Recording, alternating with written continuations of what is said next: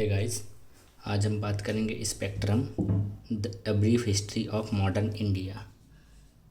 ये एक बहुत ही अच्छी मॉडर्न हिस्ट्री की बुक है जो कि स्टेट पीसीएस और यूपीएससी सीएससी एग्ज़ाम के लिए और कहीं तक सीएचएसएल सीजीएल सब के लिए बहुत इम्पॉर्टेंट है।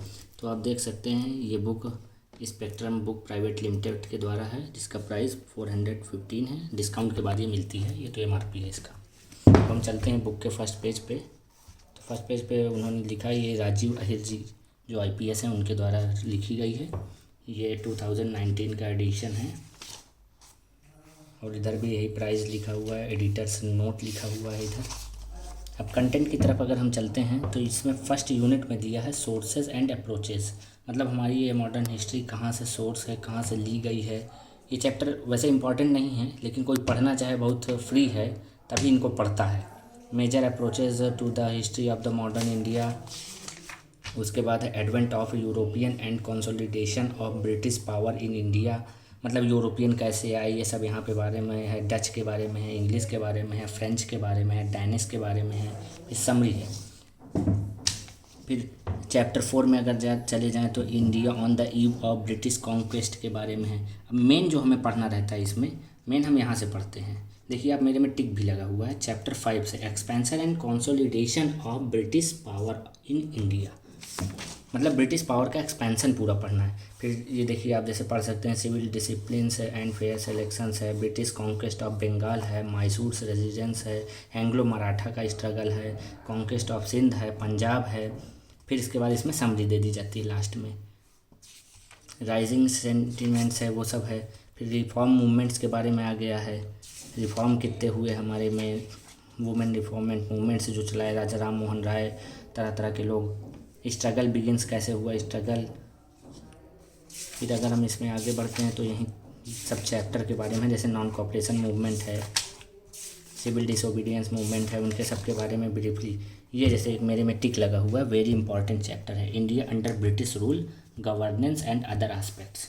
ये आपके कहीं ना कहीं काम आ जाता है पॉलिटी में भी। सो पॉलिटी के पॉइंट ऑफ व्यू से बहुत इंपॉर्टेंट है। Independence and after that, after independence, ये थोड़ा कम इम्पॉर्टेंट हो जाता है क्योंकि अभी तक इसमें यूपीएससी में कोई भी चैप्टर इसमें से क्वेश्चन से नहीं आया।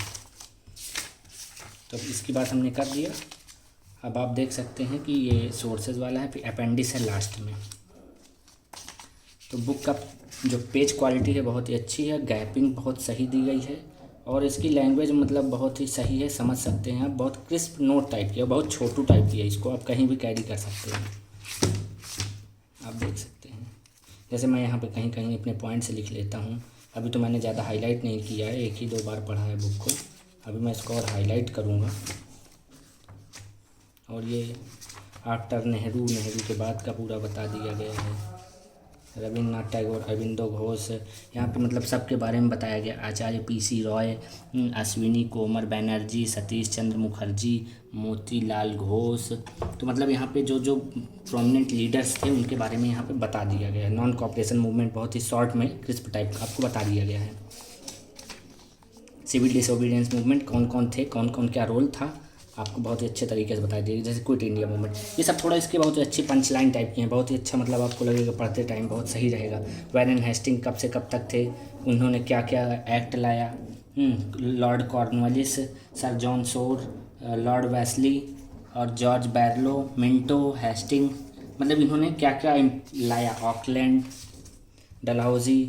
तो मतलब ये सब बहुत इंपॉर्टेंट चीज़ पड़ जाती है अगर हम तैयारी जब करते हैं तो हमें बहुत शॉर्ट में रहता है। Indian national Congress annual session के बारे में है, प्रेसिडेंट कौन थे, WC बनर्जी थे फर्स्ट टाइम जो, फिर कलकत्ता में वो दादा भाई नौरोजी थे, अबरुद्दीन तैयब जी मद्रास के थे, फिर इलाहाबाद में हुई, बॉम्बे में हुई। आप देख सकते हैं ये कभी कभी छोटे छोटे क्वेश्चन पूछ लिया जाता है, जैसे यूपी SSC पेट में और छोटे छोटे एग्ज़ाम में स्टेट से रिलेटेड। अब देखिए social religious reform movement late 18th to mid 20th century के बारे में है। तो उसमें जो रिफॉर्म मूवमेंट्स आए हैं उनके बारे में बताया गया है। स्वामी सदानंद ओरिजिनल नेम है गयासानंद। इसके बाद जैसे देखिए मेरा पेज टीयर अप हो चुका है।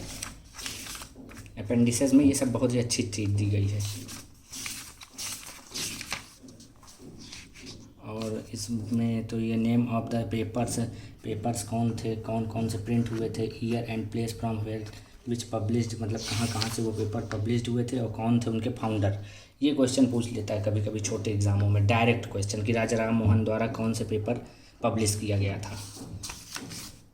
और तो कुछ नहीं है, इसमें लास्ट में बता दिया गया कि स्पेक्ट्रम बुक प्राइवेट लिमिटेड हैं, जो उनके द्वारा कौन कौन सी अदर बुक्स हैं जो हमारे एग्ज़ाम के पॉइंट ऑफ व्यू से इंपॉर्टेंट है, जैसे एसे बुक भी है, इंग्लिश ग्रामर बुक भी है, ऑब्जेक्टिव इंग्लिश है, क्वांटिटिव एप्टीट्यूड है, जो काम आती है हमारे CSAT एग्ज़ाम में।